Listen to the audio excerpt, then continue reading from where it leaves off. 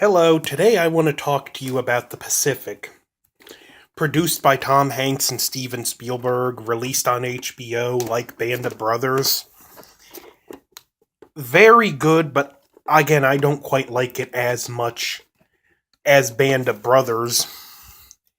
To compare them, the names tell you everything you need to know. Band of Brothers is about just that, the Band of Brothers.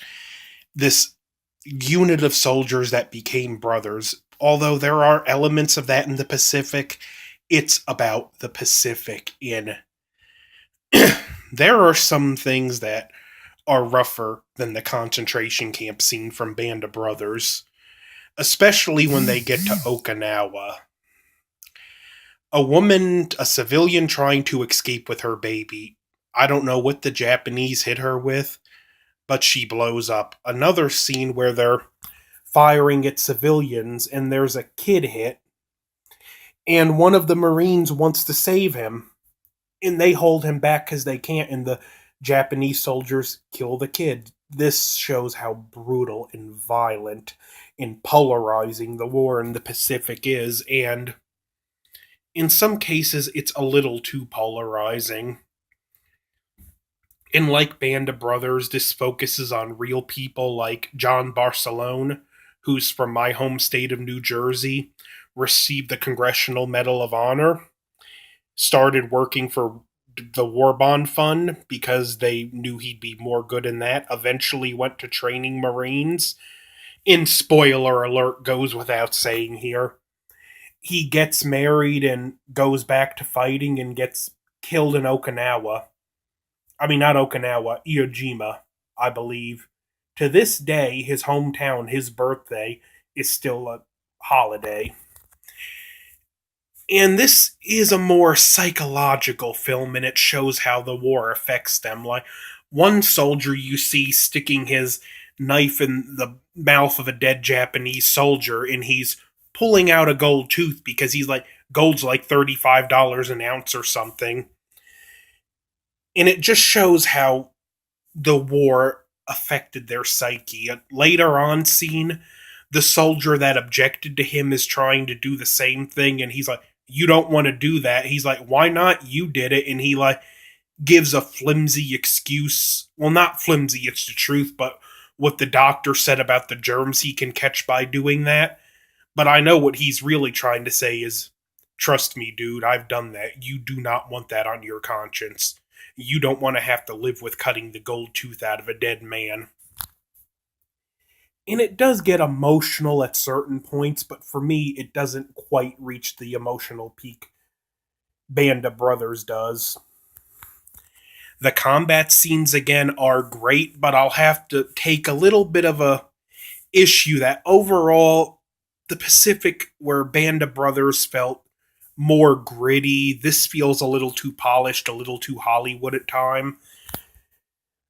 But it actually starts out like the day after Pearl Harbor, and this guy telling a girl at a church, I'm going to enlist, can I write you? We see him writing her throughout the series. In when they meet up after the war, there's a nice twist to that. There's one part where two friends go to join. One, his father wouldn't let him join because of his heart, but he comes in later. And here's one of the things I'd say it does better than Band of Brothers. It focuses on what happened after they go home. And like this guy, his friend is marrying the girl in town every guy had a crush on. And there's a ball coming up, and he's like, oh, you don't have to be single. If you show up to this ball, he's from, I believe, Alabama, that you can get any girl you want. And the guy's like, I'm never putting on a uniform again. He goes to try and enroll in college, and they're like, well, what did the military teach you? And he's very discouraged and leaves. He finds out later his brother got a job like running a bank, and it just shows how the war broke some of them. And he tells his mom, I don't see working in a bank is in my future. There's a scene where he breaks down and cries. And you find out at the end credits he did go on to do successful things, I can't remember one of the guys wrote a book I can't remember the name of. Another one of the guys the Pacific focuses on wrote a book called The Helmet for My Pillow, and both of those books are considered two of the best books written on World War II from the soldier's perspective. There's even one battle in it that takes up like 3 episodes of the 10 episode miniseries. The Guadalcanal part is good. Like, that's where they first get into battle, and it's just more of a horrific experience with the bonsai charges, and you see the frenzied rush to just basically mow them down before they kill you. There's one point where they had to move the mounted gun, and they lost their mitt, so the one guy picks it up with his arm, and that gives him third-degree burns. And after the battle, he's looking for his buddy. The doctor sees it, and he's like, "You just sit down. Those are third-degree burns. I'll take care of them." He doesn't sit. He goes looking for his buddy, and he found his buddy dead. And even though it's not as emotional as Band of Brothers, that scene did get to me. Just thinking that with those burns, he was more concerned with finding his buddy, and he doesn't find his buddy alive. And there's another scene in the last episode where the last two of the guys to get off the train, when the one gets off, he doesn't wake his friend. And that's just sad to show how. See that in the credits, you find out he didn't speak to anyone he served with for like 31 years. So it does do a much better job at showing what the war did to these guys' psyches. It's still heartbreaking at points, and it doesn't end on the optimistic note Band of Brothers did. That being said, I still highly recommend it. It's well acted, it's well written. Yes, it's well shot, but again, it's a little too polished for me, but that's just a nitpick. I like the more down and gritty look for war, anything about war. But the Pacific, I'd say, again, it's a must see. It's a great companion to Band of Brothers. Watch them back to back.